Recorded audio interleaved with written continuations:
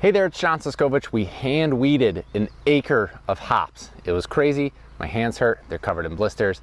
We did it. I want to share with you my results and what I've learned from this process and how that's going to affect you and your decisions going forward.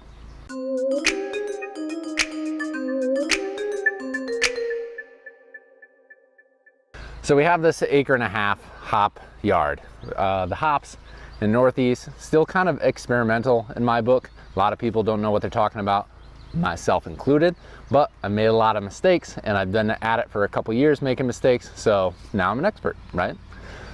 So what happened was that over time we didn't have a good mulching solution and the weeds came back around the hop plants and the hop rhizomes spread underground, and then there was just more weeds. They were hard to manage and not sure what to do.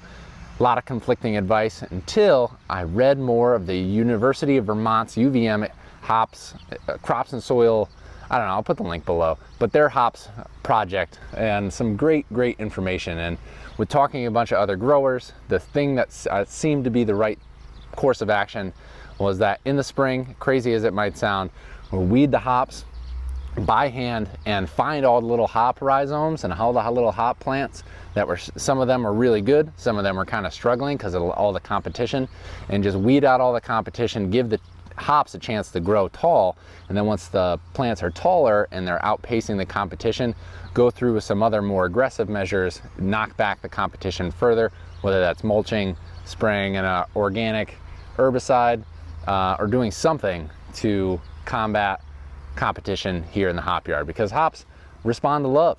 They like the attention. They don't like competition. They like to be the star of the show, and if you can give that to them, they thrive. It's really amazing.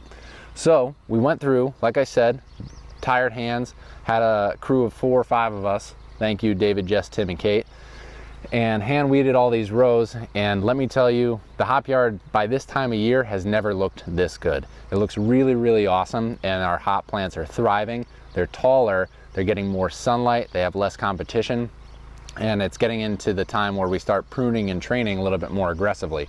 We pruned as we went because the hops grow as a bush and there's like a lot, but you only want to have 3 bines per strand of coir, and you can put 2 strings the way we have set up per hill. So there'll be 6 little hop shoots per hop plant that we want to train to. So that means all the other 20 competitors, you know, they don't like competition, want to be the star of the show.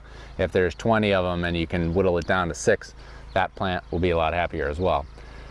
They're a cool plant. They grow super fast. Their roots come back every year. They grow 18 feet tall to the top of these poles around me in the summer. And you can even see on this string that the hop plant is growing from the bottom all the way up to the top. And yeah, it's time for pruning and training. I'll share the rest of my hop experiences as I go on this YouTube channel. I do hops, apples, chickens, and pigs. That's my farm. The hop yard, doing great because we have a brewery, and I'm excited to see what the rest of the season holds. But hand weeding, giving the hops a head start, how does this affect you? Sometimes you got to make a decision. It may not be the best decision in the world. It may put you through some grueling tasks, but farmers, we knuckle down, we do it, get the job done, and I'm seeing success with the hop yard. We're further ahead this year because of that hard work put in. So that's it. That's my message. Leave any comments in the comment section below. Thank you guys for following along. Hops are a fascinating plant. I recommend it to anybody, but tread lightly if you want to do it for profitability. Cover that in a future video. Subscribe to the channel. Talk to you soon. All right, that's it. That's all I got.